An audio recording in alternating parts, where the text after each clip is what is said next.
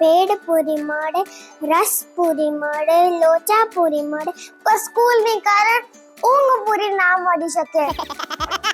એક અંકલે બીજા અંકલને ફોન કર્યો. એ અંકલે ફોન ઉપાડ્યો. એ અંકલે કીધું કોણ બોલો? તો પેલા અંકલે કીધું હું ધીરુ બોલું. એ અંકલે કીધું એટલે ફાસ્ટ બોલો ને. તમને કીધું હું ધીરુ બોલું. તમને કીધું ફાસ્ટ બોલો એટલે મારું નામ ધીરુ છે. એક દિવસ એક છોકરાએ કહ્યું કે મારે ગુલાબ જાંબુ ખાવું છે. તો એની મમ્મીએ એને એક ગુલાબ આપી દીધું અને એક જાંબુ આપ્યું. કોઈ તો એટલા પતલા હોય કે મચ્છર બી વિચારે કે લઈ પીને જાઓ કે લઈ દઈને જાઓ. ટીચર, દિલ્હીમાં કુતુબ મિનાર છે. ભૂરો ક્લાસમાં સૂતો હતો. ટીચરે ભૂરોને ઉઠાડ્યો અને કીધું મેં હમણાં શું બોલ્યું? ભૂરો કે દિલ્હીમાં કૂતરો બીમાર છે. ટીચરે પૂછ્યું સૌથી ફાસ્ટ કયું પક્ષી ઉડે?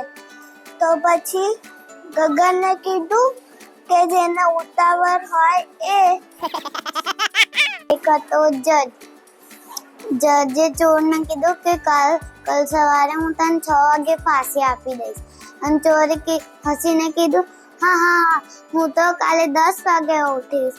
તમે મને 6 વાગે ફાંસી કેમ ના આપશો?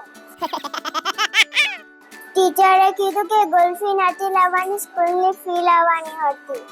आजकल के मच्छर बच्चों से अच्छे होते हैं, टाइम पे जल्दी आ जाते हैं घर पे. चांद की रात थी, तारे भौंक रहे थे, कुत्ते चमक रहे थे और उसमें चोर आया, भैंस तोड़ के दीवार को ले गया. बंटी રાજાને કાર ધોતો જોયો. કહે છે રાજા કાર ધોવે છે? ના રે ના ભાઈ, ખાલી પાણી રેડું છું. કદાચ કાલે મોટી થઈને બસ બની જાય તો.